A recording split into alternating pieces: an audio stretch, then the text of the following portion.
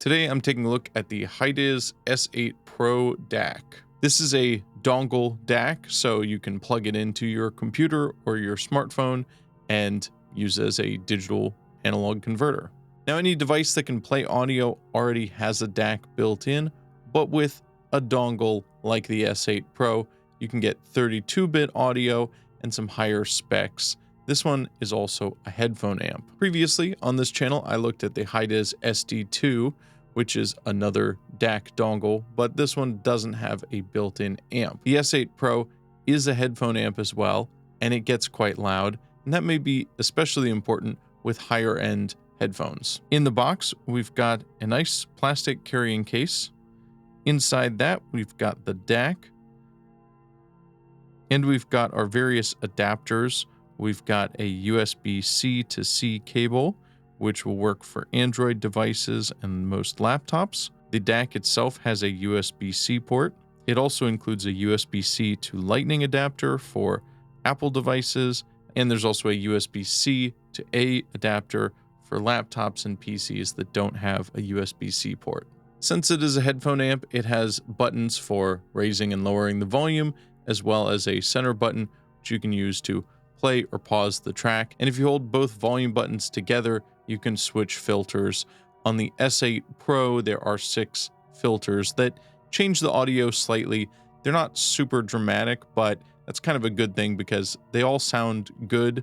They all sound slightly different, but you're not going to get any that are, way too overly harsh or way too muddy and bassy. They're all usable, slightly different. It's a nice little extra feature. So there's a normal S8 and then the S8 Pro. The S8 Pro has 2 input types. It's got the standard 3.5mm 1/8" headphone jack, as well as a 4.4mm, which I don't actually have any headphones that have that style. It's not a 1/4 inch.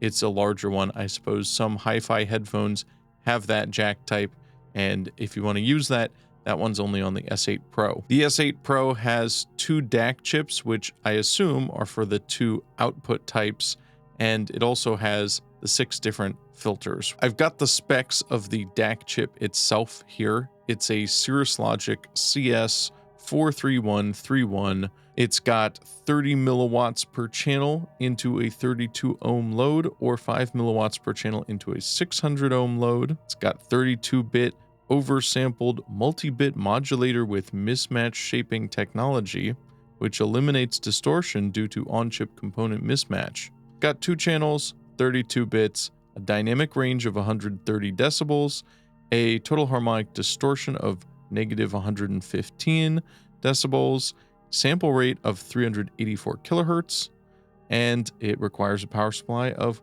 1.8 volts, which is simply coming off your phone or laptop or whatever it's plugged into. So I did test it with a bunch of different headphones, and it provides more than enough power for everything I have. I don't have any super high impedance headphones, so I can't really speak to those. The quietest ones I have that require the most power are these AKG 240s, and these are only 55 ohms, so they're not super high impedance, but they are open back, so they do require a lot more power to get loud, it seems, than these M50s do. And yeah, it's still got plenty of juice, and I don't have to max out the volume on this to get these to beyond listenable levels. With in-ear monitors, this thing is super loud, and I can keep the volume like barely on. There's enough difference between the volume levels that I can find a good, comfortable spot, but it does not need much power at all from this, like maybe 10% with my in-ear monitors. Those are lower impedance, and they're just kind of loud because they're in your ears.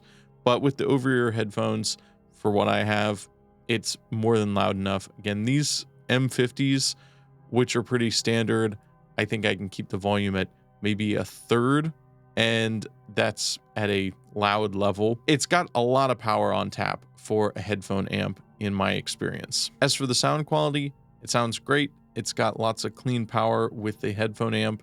I didn't encounter any audio glitches or anything like that, so no complaints there. It does what it's supposed to do, which is sound good. Now, I think for most modern devices, a DAC upgrade isn't going to be a night and day difference, But in this case, it also has the headphone amp. So if you need a good headphone amp, this also does have the upgraded DAC as well.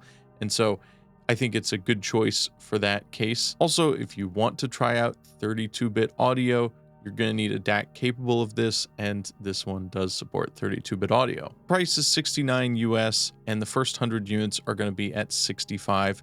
And I do have a 5% off discount code. It's not an affiliate link. I don't make anything off it, but you get 5% off. That's capital NL5 off. I'll post it in the description. So if you want to pick it up, go ahead and use that 5% discount code. And if you're looking for some in-ear monitors to pair it with, I did a review recently of the Hidizs MS3s. I highly recommend taking a look at them. They're the best in-ear monitors I've tried yet, and I think by a good margin. Some really impressive bass, so go check out that review. And as always, smash like and subscribe. I'll see you in the next video.